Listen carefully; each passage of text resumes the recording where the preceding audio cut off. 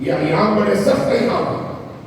ایسی سازشیں، ایسی کوششیں، بڑے خوبصورت خلاف میں لپیٹ کر اسلام کے پیکر پر حملہ آور ہوا جا رہا.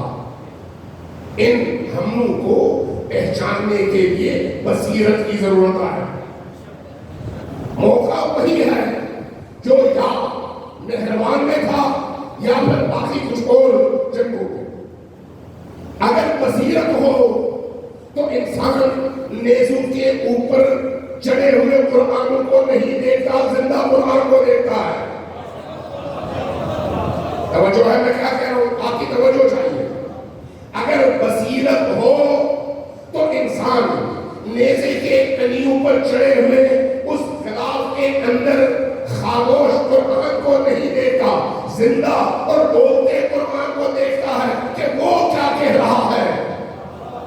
اور اگر بصیرت نہ ہو تو کہتا ہے ہائے قرآن، ہائے قرآن. اگر بصیرت ہو تو یہ نہیں دیکھتا کہ نعرہ کتنا خوبصورت ہے.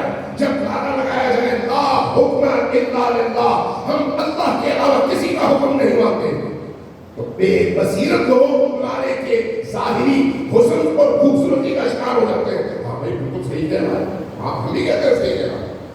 لیکن ذرا دیکھیے اس صحیح نعرے کے پیچھے جو ارادے ہیں وہ بھی صحیح ہیں یا وہ نجس اور باطل ہے؟ دیکھنے کی ضرورت یہ ہے.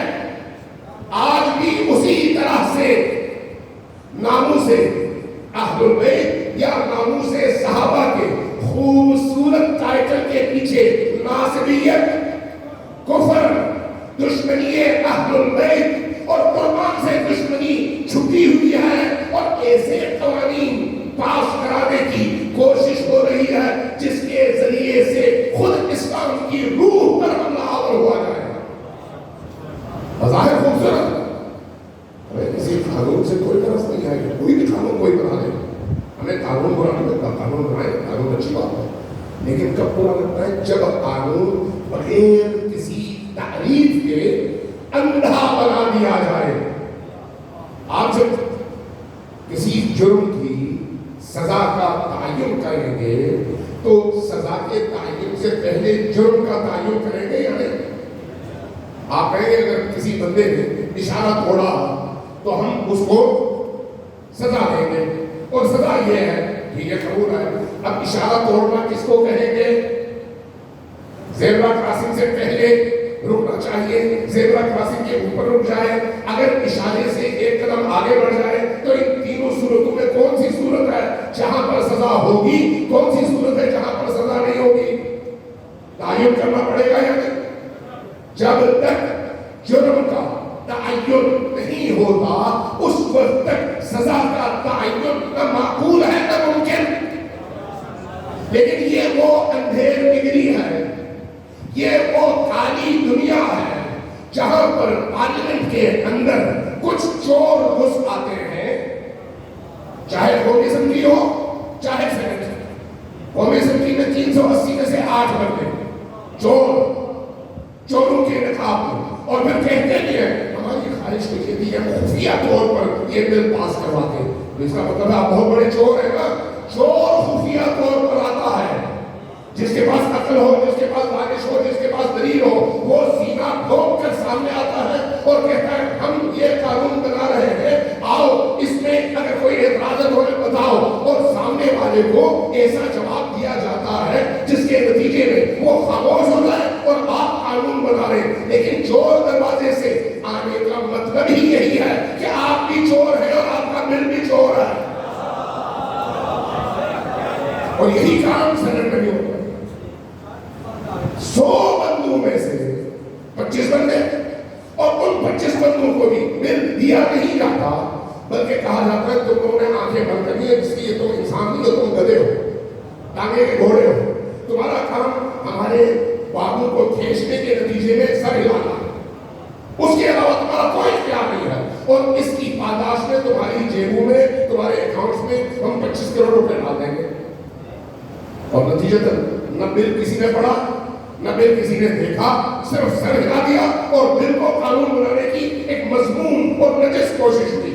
اب کوئی صاحب عقل ایسے کسی بل کو قانون کے طور پر تسلیم نہیں کر سکتا جس کے نتیجے میں یہ ناصبی، یہ نجس فرقہ پرست اور یہ متشدد گروہ پورے پاکستان کو جڑا والا بنانا چاہے.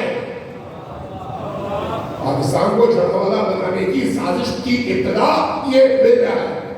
اسی لیے آپ کے بزرگ علماء کرام نے آپ کے تمام مذہبی دینی پلیٹ فارم سے مل کر 16 اگست کو یہ فیصلہ کیا کہ ہر صورت میں ہمیں اس کے مقابلے میں لوگوں کو شعور دینا ہے، لوگوں کو بصیرت دینی ہے، لوگوں کو بتانا ہے کہ اصل مسئلہ کیا ہے. اب بہت سارے لوگ کہتے ہیں کہ ان کے پیٹ میں کروڑ اٹھتا ہے. بھائی ہمارے پیٹ میں کروڑ کیوں اٹھا؟ آؤ دلیل سے بات کرو، دلیل سے بات کرو. ہم سر تسلیم کرو. اگر یہ بل قانون بن جائے اس کے نتیجے میں کیا ہوگا؟ قرآن نہیں پڑھ سکتے. قرآن پڑھیں گے تو کوئی سرفرا مولوی اٹھے گا اور کہے گا اس نے قرآن کا یہ ترجمہ کیا ہے، اس سے فلاں کی توہین ہوئی ہے، اس کو ڈال دو عمر کے جیل میں. قرآنی آیات پڑھی نہیں جا سکتی. اب میں اس تفسیر میں چونکہ ختم ہے وقت، میں اس تفسیر میں نہیں جا سکتا. اگر میں ایک ایک کر کے صرف قرآن کی ان آیات کی نشاندہی کرنا شروع کر دوں تو آپ کا یہ ٹائم کا 3-4 گھنٹے نکل جائیں گے. احادیث کی بات تو بہت بعد میں آئے گی، تاریخ کی بات تو بہت بعد میں آئے گی. کہاں آپ اس بل کی زد سے اپنے عوام کو، صرف شیعہ تمام مسلمانوں کو بچا سکتے ہیں. اب اس کے نتیجے میں دیوبندی بریلوی کے خلاف FIR کٹوائے گا، بریلوی دیوبندی کے خلاف کٹوائے گا، اہل حدیث بریلویوں کو مشرک قرار دے کر ان کے خلاف FIR کٹوائے گا. اور جس کی جہاں پر دال غلطی ہے، جس کا جہاں پر زور چلتا ہے، چند مشکنڈے اس کے پاس موجود ہیں، چند بدماش اس کے پاس موجود ہے، اس کے پاس ایک مسجد اور پلیٹ فارم موجود ہے. وہ بدماشی کرے گا، اٹھے گا، لوگوں کو مشتعل کرے گا، شہروں کو آگ لگا دے گا اور کہے گا کہ ہاں یہ توہین ہو رہی ہے. یہ ہے کالا دن. اس لیے سب سے پہلے انہی نے اس چیز کا ادراک کیا جن کی رگوں میں علی خون بن کر دوڑتا ہے. شعور، عقل اور بصیرت والے. ابھی آپ نے مثال ہے کہ کل ہی ایک ہمارے اہل سنت مفتی کے خلاف FIR کٹ گئی اور پھر پورے پاکستان کے اندر جشن منایا گیا کہ فلاں مفتی کے خلاف FIR کٹ گئی. اس کا جرم کیا تھا؟ فلاں صاحب کو انہوں نے فلاں بات کر دی. اس بل کے نتیجے میں یزید علیہ الرحمہ بنے گا. اس بل کے نتیجے میں شرک کے بارے میں آپ زبان نہیں کھول پائیں گے. اس بل کے نتیجے میں قاتلین اہل البیت ہیرو بن جائیں گے اور اس بل کے نتیجے میں آپ اہل البیت کا نام لینے کے قابل نہیں رہیں گے.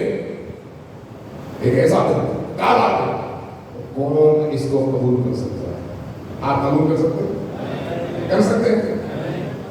کون قبول کر سکتا ہے؟ کوئی سی شعور آدمی. ہاں گدھے قبول کر سکتے ہیں جن میں عقل نہیں آیا، جن میں فراست نہیں ہے، جن میں ادراک نہیں ہے، وہ قبول کر سکتے ہیں. اگر اس بل کو قبول کر لیا جائے تو ہمارے افسوس سے کہنا پڑتا ہے کہ سیاہ سکہ کو جمع کر کے ایک بکسے میں ڈالنا پڑے گا، تالا لگانا پڑے گا اور سمندر میں بہانا پڑے گا. جو کہ اس بل کی زد میں سب سے پہلے سیاست کی وہ تمام کتابیں آتی ہیں اور ان تمام کتابوں میں سب سے پہلے بخاری اور مسلم آتی ہیں. سب سے پہلے تفسیر میں نہیں جا سکتا، ٹائم نہیں ہے، لیکن یہ ایسا المیہ ہے جس پہ فرقوارانہ متشددانہ ذہنیت کی وجہ سے لوگوں کی آنکھوں پر اس وقت پٹیاں چڑھی ہوئی ہیں، ان کو احساس ہی نہیں ہے. کل جن کے خلاف مایا کری یہی بولا تھا، پہلے کسی دل کی بڑے تمطراق کے ساتھ حمایت کر چکے ہیں اور پہلا شکار وہ خود ہو گئے. چونکہ اس کو اس وقت ادراک ہی نہیں تھا کہ اس کا نتیجہ کیا نکلنا ہے. یہی وجہ ہے کہ علماء نے اگر کہا ہے کہ چہلم اربعین پورے زور و شور کے ساتھ، پورے ہیبت اور تمام تر عظمتوں کے ساتھ بچوں کو بھی لے کر نکلنا ہے. خواتین کو بھی لے کر نکلنا ہے، بوڑھوں کو بھی لے کر نکلنا ہے، جوانوں کو بھی لے کر نکلنا ہے، لیکن مکس نہیں کرنا۔ جو منتظمین ہے وہ ایسا کوئی انتظام کریں کہ خواتین پیچھے ہو، مرد آگے ہو، تاکہ پوری دنیا تک یہ پیغام جائے کہ ہم علوی بھی ہیں اور کربلائی بھی ہیں، اور کربلا میں حسین کے بھی پیروکار ہیں اور زینب کے بھی پیروکار ہیں۔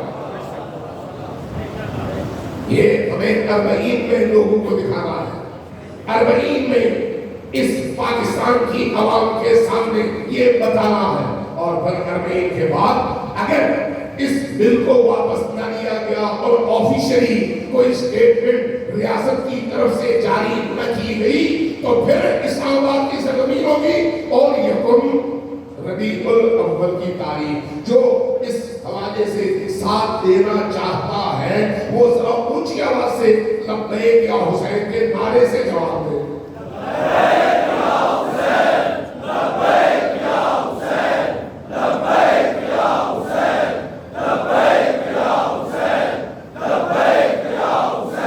جن کے ہاتھ نیچے ہیں انہیں کوئی پریشانی ہے تو مجھے بتا دیں، میں وہ پریشانی دور کر دوں۔ لیکن اگر پریشانی نہیں ہے تو پھر یہ مسئلہ آپ کی حیثیت کا ہے، یہ موضوع آپ کی آبرو کا ہے، آپ کے مستقبل کا ہے، آپ کی آزادی کا ہے، آپ کی حریت کا ہے، آپ کی دینی مذہبی اقدار امام بارگاہوں اور مساجد کی آزادی کا ہے۔ اس لیے جس کے دل میں یہ درد ہے اسی درد کے حساب سے دونوں ہاتھ بلند کر کے ذرا دنیا کو بتائیے کہ آپ سب تیار ہیں۔